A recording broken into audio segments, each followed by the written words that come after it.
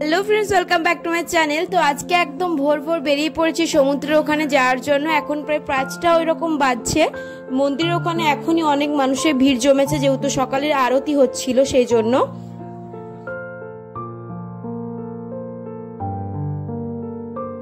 তারপর আমরাও একদম সকাল সকাল জগন্নাথ দেবের দর্শন করে বেরিয়ে পড়লাম সমুদ্রের দিকে।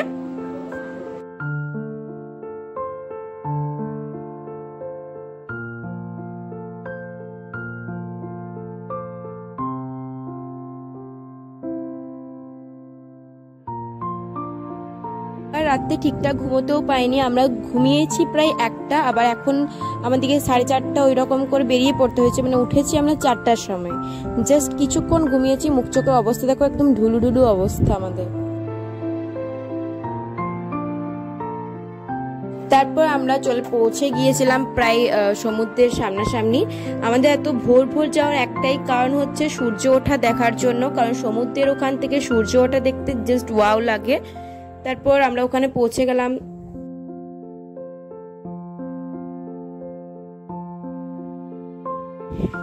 তারপর সমুদ্র দেখতে দেখতে দেখলাম এখানে উট আর ঘোড়া টোড়া সব আনছিল, যারা সমুদ্রের ওখানে থাকে।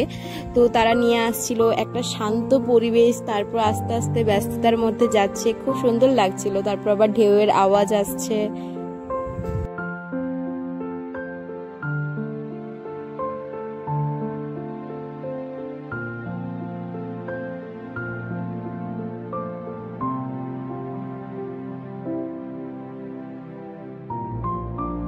এগুলো হচ্ছে সমুদ্রের ধারে যে সমস্ত দোকানগুলো রাতে খোলা হয়, সেই দোকানগুলো এখানে। আর দূরে সমুদ্র রয়েছে, এখনো ওই দোকানগুলো খোলা হয়নি, এগুলো রাতের দিকে খোলা হয়।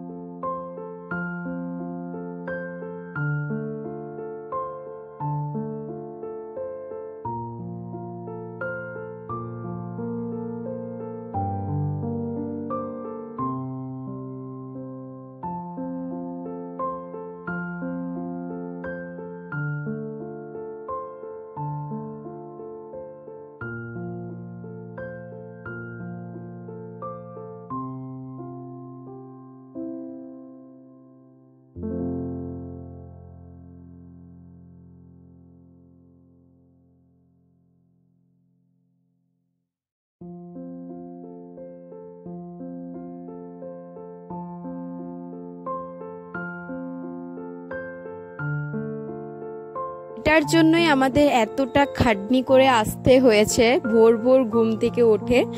তো এই যে আমাদের সূর্যোদয়, জাস্ট ওয়াও লাগছিল। তোমরা দেখো আস্তে আস্তে যখন সূর্যটা উঠছে, আবার সমুদ্রের ঢেউ সামনে, দারুণ লাগছিল, দারুণ।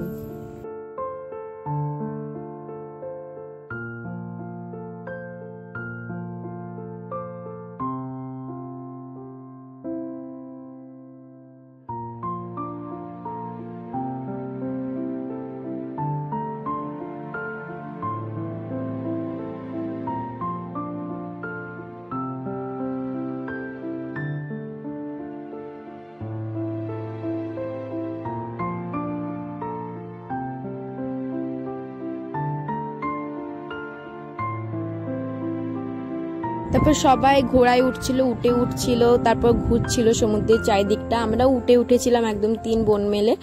তো মা ওরা নিচ থেকে বলছে ঠিকঠাক ভাবে থাকবি, একদম ধরে থাকবি, না হলে কিন্তু পড়ে যাবি। ফ্যামিলির লোকের যেটা ভয় থাকে সেই রকমই সবাই বলে।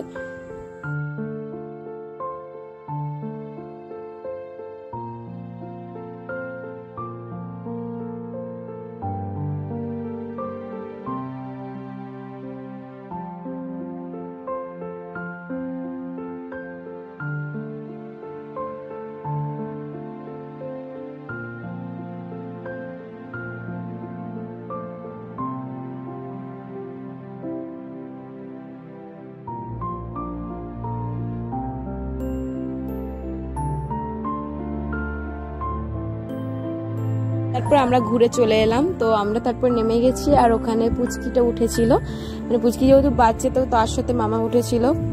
আমরা খুব মজা করেছি উঠে চেপে আজকে।